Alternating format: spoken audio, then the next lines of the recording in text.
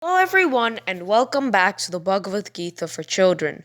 Today we'll be doing chapter 8, the Yoga of Imperishable Absolute, or Akshara Brahma Yoga, in which Krishna reveals his address and provides a roadmap for getting there. Stop, stop, stop, Krishna. Arjuna looked up at Krishna. You say you are the absolute, but what does absolute really mean?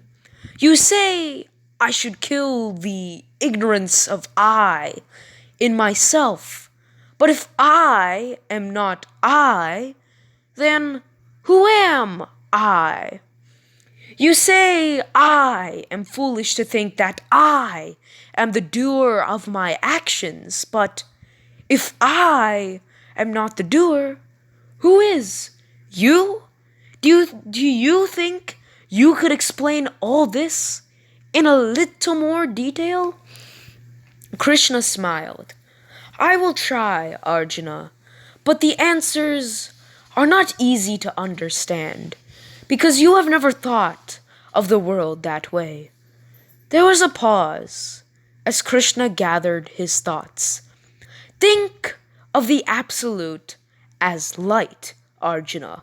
Formless, untouchable, indestructible, but very much there, around you. When there is light, the world comes into being. When there is no light, the world disappears. Arjuna still looked doubtful. You think you are the doer of your actions, Partha. You think, for instance, that you are seeing the world. But if there was no light, would you be able to see it? Without light, without me, there would not even be a world to see.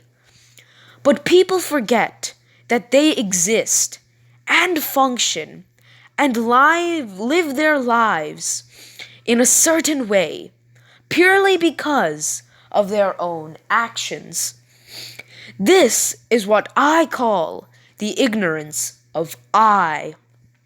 Around the chariot, the horses made nervous sounds.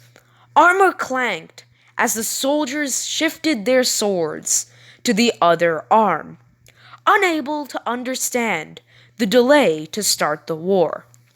A chill ran down Arjuna's spine. He had almost forgotten that he was on the battlefield. Suddenly, he could smell death in the air. He turned to his friend and asked him, when it is time to go, Krishna, time for a man to leave the world, how can he make sure that his soul comes to you and to no other? Simply by making sure that he is thinking of me at the time of his departure, said Krishna. If he does that, he will come to see me. Of that there is no doubt. For you see, Partha, the soul goes to that which the mind has been thinking about in its last moments. If a man has been thinking of worldly things, his soul will be reborn into the world. But if a man has his mind focused on me, straight to me will he come, never to return to its worldly existence. But how can one make sure that he is thinking of you at the time of his departure? Asked Krishna anxiously. None of us know when that time will come. Krishna smiled. That's why I say to you, Arjuna, at all times remember me. Meditate on me, the all-seeing, the all-knowing, the radiant sun beyond the darkness. Don't look so worried, Partha.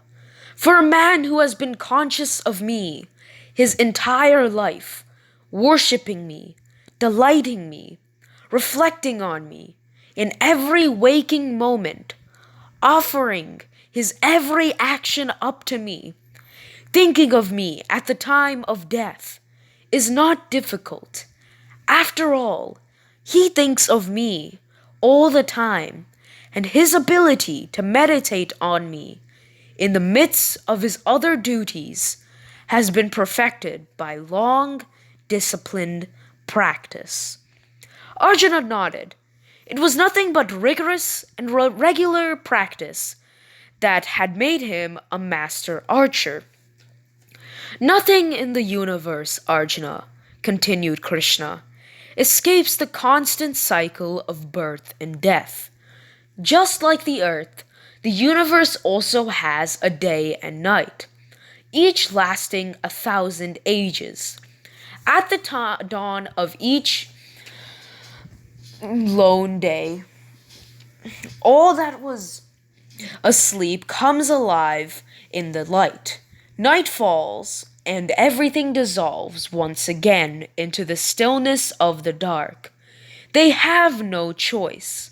But beyond the constantly changing universe, beyond everything that takes birth, lives, and dies over and over again, is something that is never born and never dies, which is constant and unchanging.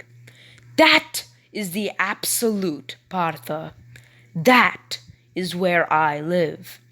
And that is where the man who meditates on me in his last moments goes when he leaves his body.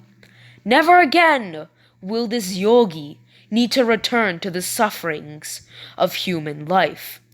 He is never reborn, O Partha. He is forever free. That is the end of this recording. Thank you all for listening. Jai Shri Narayan.